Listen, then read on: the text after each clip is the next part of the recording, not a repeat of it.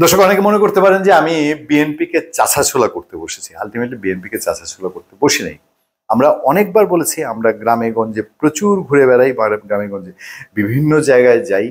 আমরা রাজনীতিবিদ যারা আছেন বিভিন্ন দলের নেতাকর্মীদের সঙ্গে কথা বলার চেষ্টা করি। এই যখন আপনাদের সঙ্গে কথা বলছি তার কয়েক ঘন্টা আগেও একটা প্রত্যন্ত এলাকায় ঘুরে এসেছি।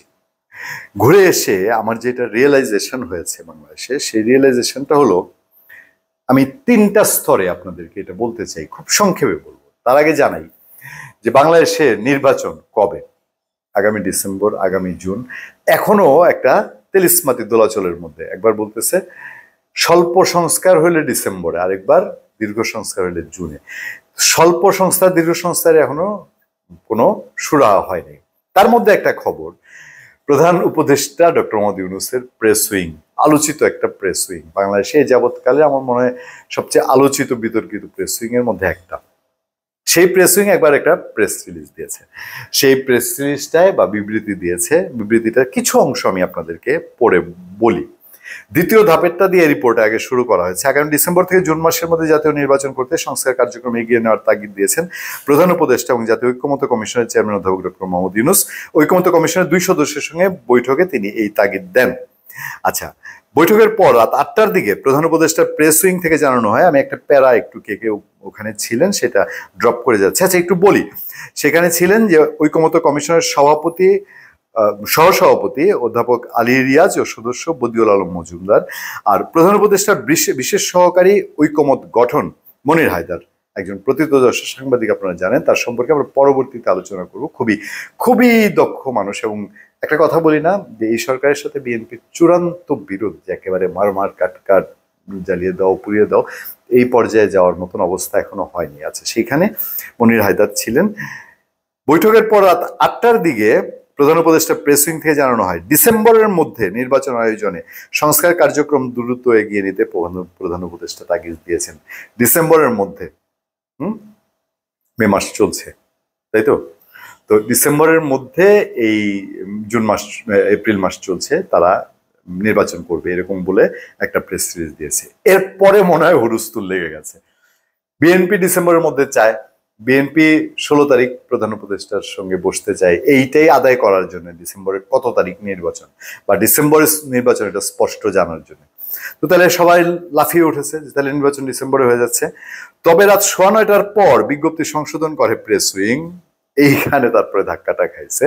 সংশোধিত বিজ্ঞপ্তিতে বলা হয়, ইতোপূর্বে ঐক্যমত্য কমিশনের দেয়া প্রেস নোটে ভুলবশত কেবল ডিসেম্বর মাসের কথা উল্লেখ করা হয়েছিল। প্রকৃতপক্ষে বৈঠকে প্রধান উপদেষ্টা ও জাতীয় ঐক্যমত্য কমিশনের চেয়ারম্যান আগামী ডিসেম্বর থেকে 2026 সালের জুন মাসের মধ্যে জাতীয় নির্বাচনের লক্ষ্য নিয়ে সংস্কার কার্যক্রমে এগিয়ে নেওয়ার তাগিদ দেন। প্রেস উইং জানায় বৈঠকে অধ্যাপক রিয়াজ তারা উপস্থিত ছিলেন। আমি আর বাদ বাকি যেতে চাই না। যে কথাটা বলছিলাম, গ্রামগঞ্জে ঘুরে আমরা তিনটা নেরেটিভ শব্দটা এখন বাংলাদেশের রাজনীতিতে ব্যাপক প্রচলিত আগের চেয়ে।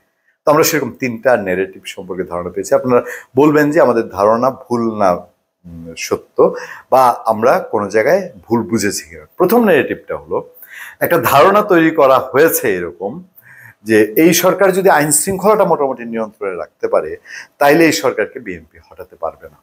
যে বা যারাই হোক, সরকারের লোক হোক আর যারাই হোক, এরকম একটা পরিস্থিতি সাধারণ জনগণের মধ্যে ঢুকিয়ে দিয়েছে। মন্দ কি? থাকুক না, আওয়ামী লীগ আর বিএনপি তো এক মুদ্রার পিটোপিট, এবং ওরা শাসন করে দেখিয়ে দিয়েছে আওয়ামী লীগ গেলেও যা করে, বিএনপি গেলেও তা করে, বিএনপি গেলে যা করে আওয়ামী লীগ গেলেও তাই করে।